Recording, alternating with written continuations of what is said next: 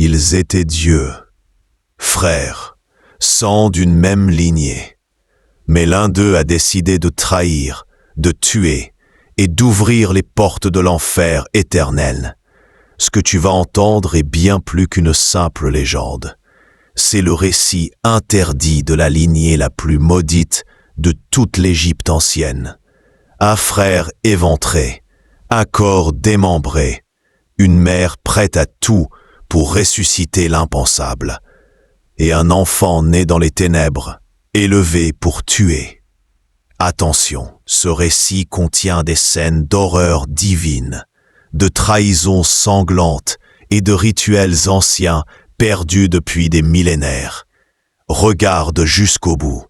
Ce que tu vas apprendre sur Seth, Osiris, Isis et Horus va changer à jamais ta vision des dieux. Au commencement, il n'y avait rien, ni ciel, ni terre. Juste un océan chaotique, froid, infini. Une masse mouvante et sombre où aucun souffle ne perçait l'obscurité. Et de cet abîme primordial, quelque chose surgit. Une forme, une montagne sacrée, le Benben. Là, au sommet de cette pyramide d'ombre, une fleur s'ouvrit lentement, un lotus.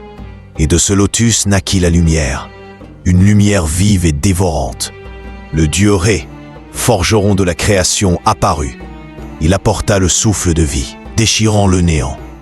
De son propre être, il engendra Shu, l'air, et Tefnut, l'humidité. Deux entités fragiles qu'il perdit dans l'immensité obscure. Pris de désespoir, il versa des larmes, et de ses pleurs naquirent les premiers humains. Lorsque Shu et Tefnut revinrent des profondeurs, ils donnèrent naissance à Geb, la terre, et Nut, le ciel. Mais leur union fut interdite, car Ré, rongé par la peur de l'avenir, pressentait qu'une descendance naîtrait qui mettrait fin à sa suprématie.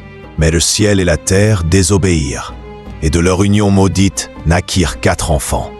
Osiris, Isis, Seth et Nephthys.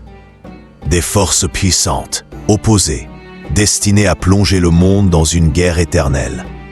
Osiris devint souverain, un roi juste, éclairé, qui guida l'humanité hors de la barbarie. Il leur apprit à cultiver la terre, à bâtir, à vivre en harmonie. Isis, sa sœur et épouse, régnait à ses côtés.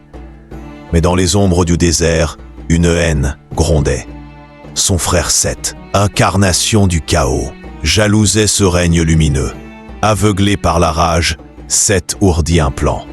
Il offrit à Osiris un cercueil d'or, à la mesure parfaite de son corps. Et lors d'un festin, il invita son frère à l'essayer. Lorsque Osiris entra, le piège se referma. Le cercueil fut scellé, jeté dans les eaux noires du Nil. Le dieu mourut, trahi, piégé. Le silence s'abattit. Isis hurla sa douleur. Ses larmes alimentèrent le Nil, donnant naissance à ses crues fertiles. Avec Nephthys et Anubis, née d'une union cachée entre Osiris et Nephthys, elle retrouva les restes de son époux. Mais Seth, pris de rage, les retrouva et déchira le corps de son frère en 42 morceaux, les dispersant à travers l'Égypte. Isis, inflexible, les retrouva tous. Anubis l'aida. Ensemble, ils momifièrent Osiris, et grâce à la magie noire et au sacrifice, Isis insuffla une dernière étincelle de vie à son époux. Mais Osiris ne régna plus parmi les vivants. Il devint roi des morts, gardien des ténèbres, souverain des âmes perdues. De cette union maudite naquit Horus, le fils de la vengeance, le dernier espoir. Enfant des dieux, il grandit dans l'ombre, préparé pour venger son père. Lorsque le temps fut venu, Horus défia son oncle, réclamant le trône qui lui revenait de droit. Les dieux réunirent un tribunal. Mais pendant que le sort du trône se décidait, les combats éclatèrent. Si cette légende t'absorbe comme les eaux du Nil, n'oublie pas de t'abonner. Chaque mythe a ses ténèbres, et je te guiderai à travers elles. Pendant des décennies, Horus et Seth s'affrontèrent. Les formes qu'ils prenaient étaient monstrueuses. Hippopotames, faucons, bêtes hybrides. Seth tenta de souiller Horus, de l'humilier. Isis pourtant montra de la pitié pour son frère assassin. Et Horus, trahi, mutila sa propre mère dans un accès de fureur. La déesse de la sagesse restaura son corps, mais la fracture resta. Seth arracha les yeux d'Horus. Hathor, déesse de l'amour, lui rendit la vue, puis vint la vengeance. Horus, aidé par Isis, fit manger à Seth une laitue souillée de sa semence divine.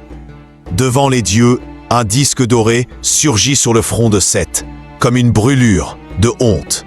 La cour céleste décida enfin. Horus serait roi. Le fils vengea le père, et les descendants d'Horus deviendraient les pharaons d'Égypte.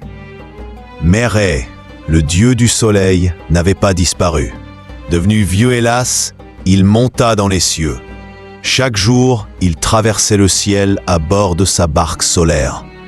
Mais chaque nuit, il s'enfonçait dans l'ombre, dans l'enfer liquide de l'au-delà.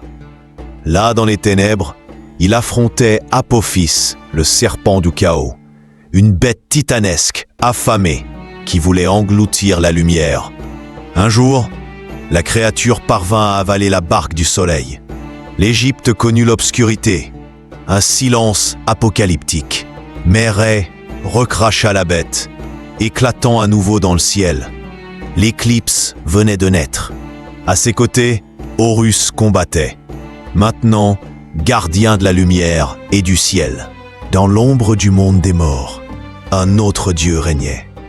Anubis, le chacal silencieux, maître des rites funéraires, protecteur des tombeaux. C'est lui qui avait créé la première momie, Osiris. Il guidait les âmes vers leur jugement, pesant leur cœur contre la plume de Maat. Si le cœur était lourd de péché, il était dévoré par la bête Amout. Si léger, il rejoignait Osiris dans l'éternité. Et parmi les protectrices de l'ordre, veillait Bastet, la déesse chatte, gardienne du soleil le jour, chasseuse d'Apophis la nuit. Les chats étaient ses enfants.